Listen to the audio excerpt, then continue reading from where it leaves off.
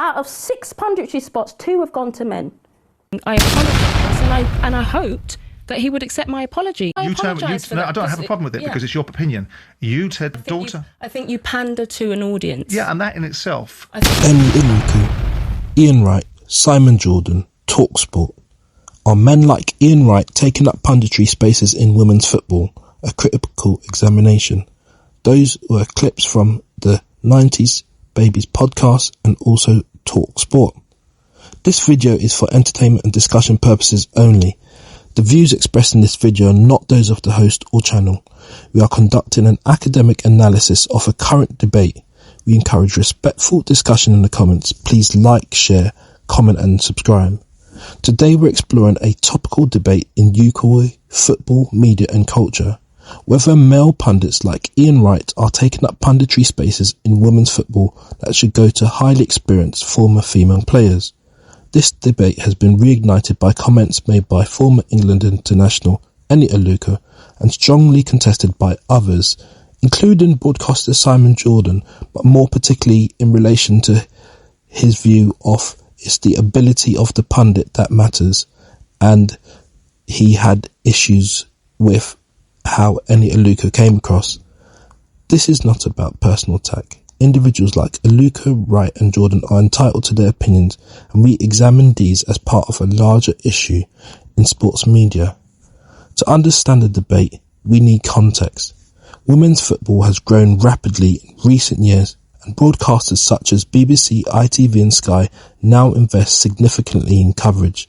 Commentators and pundits play a major role in shaping audience experience and public perception of the game.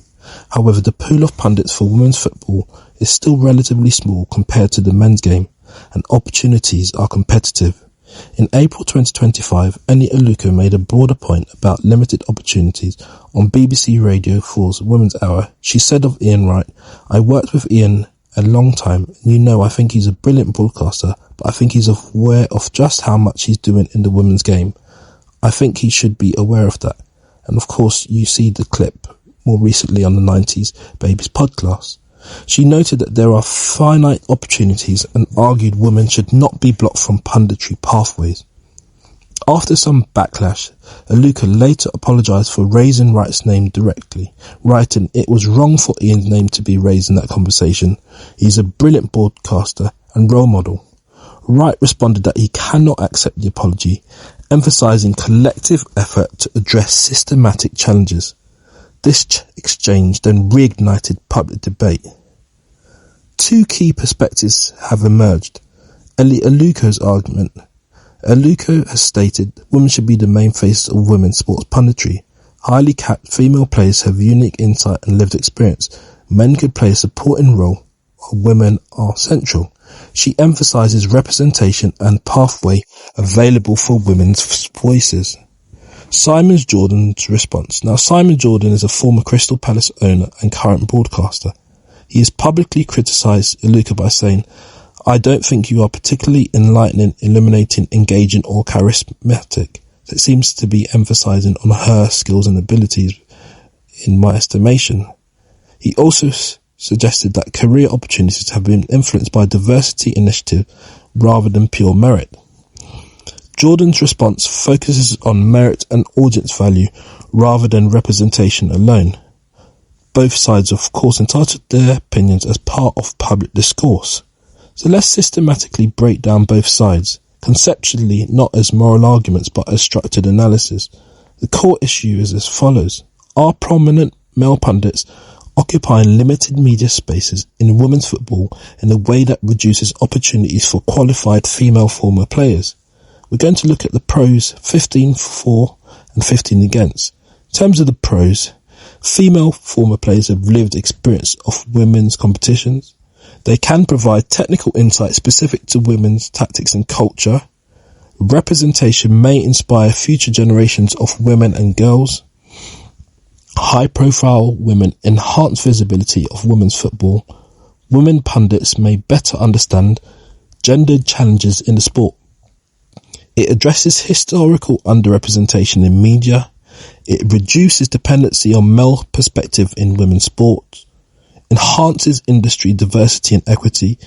encourages media outlets to invest in women's sports, may raise journalist quality as new talent is developed, women pundits can connect with women's audiences authentically, it challenges systematic bias in sports broadcasting, creates career pathways post-retirement for female footballers, helps balance media portfolios that often favour men, aligns with broader cultural move towards gender inclusion. Now the cons, the counterpoints to more female representation. Pundit selection should be based on skill and broadcast ability, not solely gender. Some male pundits have strong advocacy records for women's sports. Men like Ian Wright have large audience appeal, increasing viewership. Excluding male voices risks reducing audience reach and engagement. Men often attract casual fans, which supports growth. Female pundits may still need development in communication skills. Experience in playing does not automatically translate to broadcasting excellence. Overemphasis on gender can overshadow quality metrics. Media markets may resist mandates without consumer demand. It risks tokenism if selection is seen as quota-based. Viewers may prefer diverse viewpoints rather than uniform gender representation. Market dynamics. Broadcasters choose talent based on ratings. Some male pundits are experienced advocates and help women's games visibility. Restricting male involvement might reduce collaborative progress. Arbitrary quotas could lower standards if not meritocratic. So those are some arguments for and against, and I'd be interested to have your views, respectfully of course, in the comments. So in respect of Ian Wright, he's not just a media personality. He has long supported women's football at grassroots and elite levels. Arguments against his presence often overlook that male allies can amplify women's sports in beneficial ways. What ALUKO's comments first emerged, she said, "I think we need to make sure that women are not being blocked. It's still new. There's a finite amount of opportunities." This highlights her concern about structural limitation, not necessarily opponent pundits personally. Simon Jordan's critique centres on merit. Punditry quality should matter most. Communication skill, not just playing experience, matters in media. He also rejects gender-based criteria, advocating broad standards. Jordan's stance reflects a common media industry view prioritising audience impact. So how do we synthesise this? What can we conclude? The debate sits at the intersection of representation, media economics, audience engagement, meritocratic selection, and evolving social norms. Critics of ALUKO's comments argue that framing punditry as a zero-sum game where male involvement directly denies female opportunity oversimplifies the ecosystem.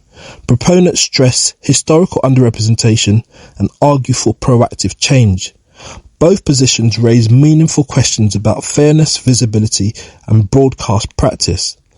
To the audience, what do you think? Should punditry roles in women's football be prioritised for formal female players? How do we balance representation with audience engagement and expertise?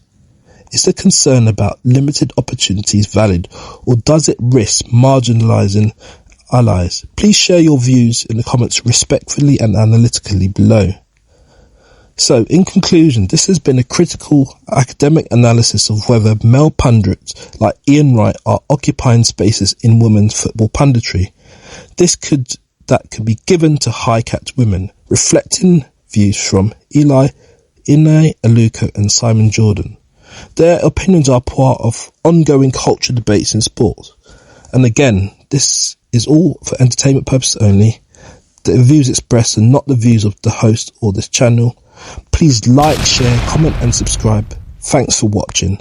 Done talking.